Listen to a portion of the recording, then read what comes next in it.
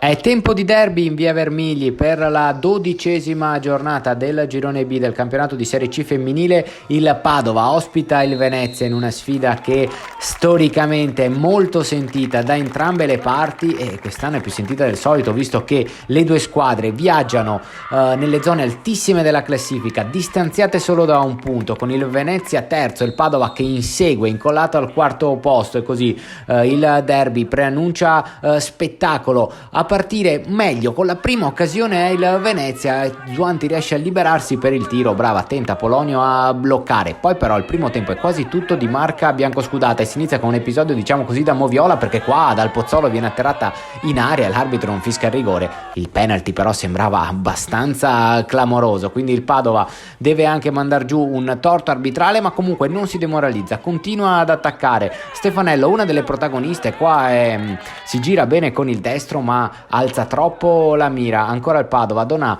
mette in mezzo, poi Spagnolo ancora, la difesa del Venezia non riesce a liberare bene, ci prova Fabruccio ma anche lei non inquadra la porta. L'ultima occasione del primo tempo biancoscudato, di un buon primo tempo biancoscudato, capita ancora sui piedi di Stefanello, che prova il pallonetto da lontano ma non c'entra la porta. Il secondo tempo invece è molto diverso, perché il Venezia esce dal guscio e si fa pericolosissima. Qua dopo 5 minuti dal Pozzolo deve salvare sulla linea su questa incredibile occasione, poi il Venezia non riesce a capitalizzare, ma spingono ancora le ragazze in maglia bianca. Ci prova Della Santa, il suo diagonale termina alto, il Venezia avanza e il Padova con il passare del tempo fa anche un pochino di fatica a difendersi. Qua con le unghie e con i denti riesce a proteggere la porta. L'unica occasione diciamo così del Padova nel secondo tempo è questa mischia in aria che il Venezia riesce a salvare. Poi si arriva negli ultimissimi minuti e il Padova deve ringraziare il suo portiere Sara Polonio, che compie questa fantastica parata sul diagonale da fuori del Venezia. Poi la stessa Polonio sfugge il pallone ma è bravissima a recuperare sul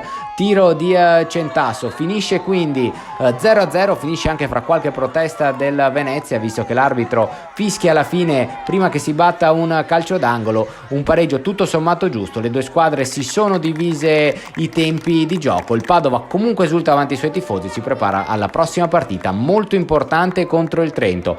Nella post partita ai nostri microfoni ci sono Marta Malvestio, Vanessa Stefanello e mister Fabio Di Stasio. È stata una partita molto combattuta e molto sentita. L'abbiamo preparata tutta la settimana con schemi e parti difensive. Primo tempo abbastanza aggressive, secondo per calo fisico abbiamo subito un po', ma alla fine per me un 0-0 ci stava. Per fortuna ci ha salvato la Poli alla fine. Contavamo di fare più punti queste tre partite, questi tre scontri diretti, perché comunque come classifica siamo lì, il Venezia era sopra di un punto, però potevamo giocarcele magari anche diversamente, però tutto sommato abbiamo fatto comunque punteggio e quindi questo è l'importante. E l'importante soprattutto è continuare a far bene e a dare il massimo sempre. A noi forse ci mancano gli ultimi quarto d'ora, 10 minuti, quarto d'ora fisico, in cui crolliamo e lasciamo uno spazio troppo spazio tra il centrocampo e cioè la fase difensiva e la fase offensiva. I derby sono, tra virgolette, partite a sé stanti. Era una partita molto sentita da entrambe le squadre. Noi avevamo lavorato tutta la settimana per alcune situazioni, le abbiamo anche create.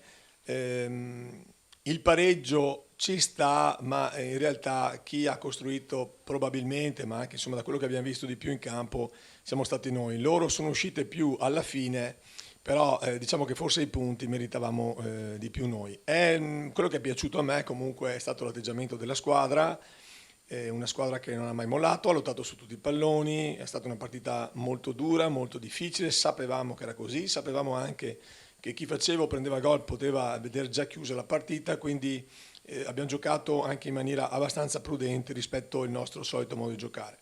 È chiaro che con la vittoria in avanti del Cortefranca del Trento si allungano le differenze in termini di classifica, ma questo non ci fa paura, perché sicuramente c'è tutto un girone di ritorno da fare. Noi abbiamo avuto molte sfortune in questa parte anche per quanto riguarda delle assenze che sono dovute a infortuni eccetera, E poi insomma ripeto, ce la dobbiamo giocare ancora, quindi per quanto ci sia questa differenza di punteggio è una squadra, comunque il Padova, che ad oggi su 15 partite ne ha perse una, i 14 risultati sono positivi, quindi è difficile anche da batterci. E noi adesso studieremo già la prossima partita che è il Trento, un ulteriore impegno molto molto difficile, ma che al quale cercheremo di assolvere con serenità e portando in campo tutto quello che è possibile portare in termini di esperienza e in termini di volontà.